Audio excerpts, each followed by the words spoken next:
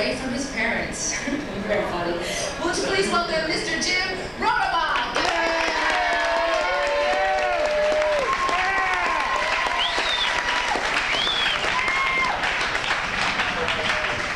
Thank you. How you doing? All right. I'm doing good myself.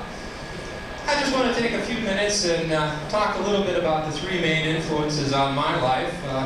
That would be Mom, Dad in the Vietnam War, pretty much in that order.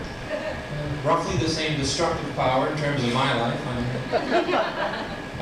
Mom had a way of looking at me. She wanted me to grow up to be a kind of a gentle, easygoing, laid-back, tidy kind of guy. She was looking for a preacher, I think, you know.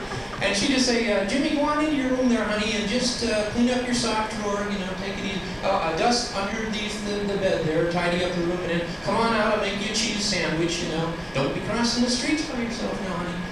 And that was Mom's view. But now Dad had another view. He was afraid I was going to grow up to be a sissy. So Dad would kind of come home from work, kick the door open, and go, Jimmy, grab something sharp, we'll go kill something before dinner, what are you thinking? I say, well, Dad, you know, we live in town. I don't think that's going to work too well. Well, what the hell? The zoo's open till 6. We'll find something down here. And I'm endangered if we can. So I had sort of mixed messages coming from Mom and Dad. I tell you, I sort of evolved into, I don't know, sort of Genghis Khan with manners by the time I was growing up. It's like, I'll rip your heart out, time permitting, and if it's acceptable to you. So by the time I was 19, I pretty much figured, I got to get out of here, you know. I need to find a life for myself. So I started thinking about joining the Army. And I said, well, maybe I better think about it. So I thought, well, let's see, leave the family, go to war. Family, war, family, war. So I did. I joined the Army. First stop was Fort Dix, New Jersey. Fort Dix, New Jersey. Anybody ever been to Fort Dix, New Jersey? Yeah, enough said. Enough said.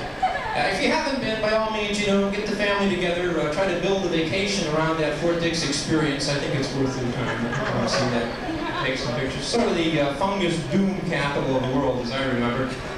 So, anyways, we got there in January, Fort Dix, New Jersey. It was snowing. It was dark. It was 4 o'clock in the morning is what it was. And they shaved our heads, remember that, shaved our heads, stripped us down to our waist, had us put on those big old heavy black Army combat boots. The next thing I know, we're out there in the company streets, we're running up this way, we're running up that way, and we're in formation. And we're doing this airborne shuffle, you know, and we're singing these manly Army songs, these chants. Get us like that. We're going, I want to be an airborne ranger, I want to go to Vietnam, I want to live a life of danger, I want to kill a Viet Cong. You know, we're pumping up, going down the street, and all I can hear is my mother's voice in the back of my head, and I'm thinking, hey guys, shouldn't we be up on the sidewalk away from the oncoming traffic? Am I the only one worried about this? I don't think so. But I tell you, the place you want to be on Fort Dix, that would be the firing range. That's where the action is. That's where you want to go. Yeah, you take 400 angry, bald teenagers, give them all an automatic weapon and unlimited ammunition, you're going to have a good time out there. There's no way around that. I know I have to spend my days out there. You'd be out there. Now, they expected us to hit a target at 350 meters. That was the object. We never even saw the damn thing. We had no idea where the target was. But that didn't matter. We were happy just to lie there in the prone position and just squeeze off maybe 2,000–3,000 rounds of extremely expensive taxpayer ammunition. We'd just be out there.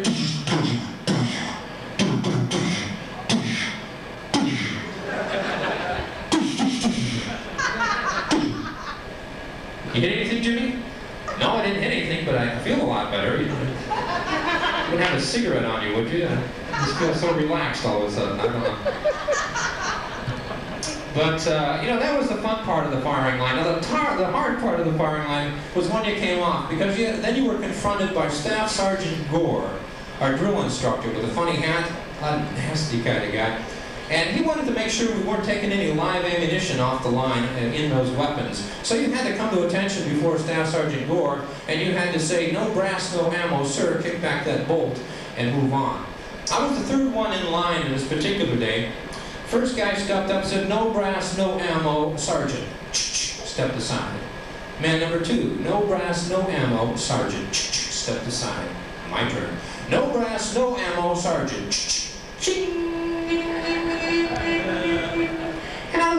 my eye, I can see what is definitely the silhouette of a live 7.62 NATO round, arcing in a nice gentle loop toward the head of Sergeant Gore. And I remember thinking as it reached that apex of that arc, gosh, this can't be good. And it came down that arc and just poof, ricocheted off Sergeant Gore's forehead. And he stopped doing the two things he was doing that he liked to do the most. He stopped humming the Ballad of the Green Beret, and he stopped gnawing on the human flesh he was gnawing on, and he said something to me that I remember. I think it was something along the lines of, gosh, I wouldn't want to be in your shoes, young man. And then I think he called me Mr. Silly or Silly, something like that. So on my way to Vietnam, I was sort of marveling at how quickly they can cut travel orders in the modern army. It really was. But I just saw that light flash. Was that incoming? Well, listen, they've cut me off here, so that's it for me. Have a good night here.